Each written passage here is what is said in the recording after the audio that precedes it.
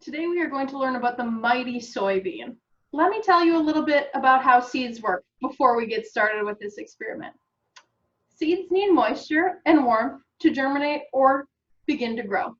The sprout, the first growth out of the seed, needs to get above the ground to sunlight before it runs out of energy that it has stored inside the seed. To do this, sometimes it has to press through hard, compacted soil.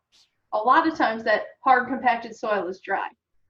In this experiment, you will plant a soybean seed in Plaster of Paris. When the Plaster of Paris dries, it will take 2,000 pounds of pressure per square inch to break. So that soybean seed you are going to plant will take 2,000 pounds of pressure per square inch in order to break through that Plaster of Paris. You will see if your soybean sprout or sprouts, depending on how many you plant, has enough strength to break out. You will see that I have my supplies here. I have plaster of Paris, also called pottery plaster, a cup that I can dispose of later. You'll need a mixing spoon of some sort or popsicle stick, and you will need your soybean seeds. First step is going to be putting the plaster of Paris in the cup. You are not going to use this entire tub. I put in about 1/4 of a cup of that plaster of Paris into my cup. As you can tell, it kind of looks like flour, but it is not edible. After that, what you are going to do is you are going to get some water, and you are going to put a little bit of water in here. You don't want to fill it too much. You'll put a little in, and then you are going to take your spoon and you are going to mix. When you're mixing this, it should become and look like a thick milkshake.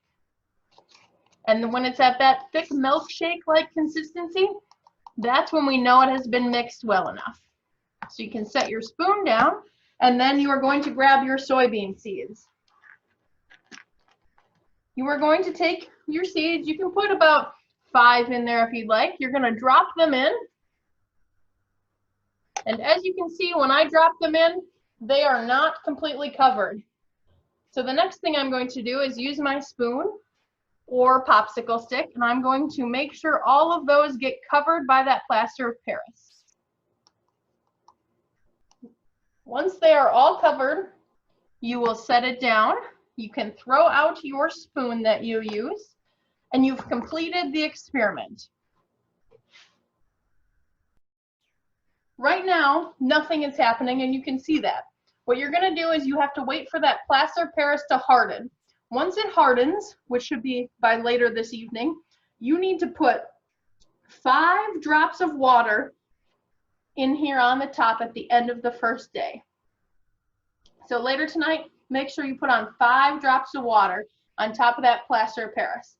And you can set this in a windowsill with some light to give it more of a natural habitat and make it more like what soybeans growing in a field would actually be like. Now I need you to keep an eye on your experiment. We finished it and it's up to watching it. That's our next step. So keep an eye on the experiment over the next few days. Maybe even keep a log of what you see. Just write it down on a piece of paper. What did you notice each day? How long did it take the soybeans to merge? Were you surprised that the soybeans were able to break through the plaster of Paris? Remember, we said it took them 2,000 pounds of pressure per square inch to break through. So did that surprise you? What does this tell you about seeds?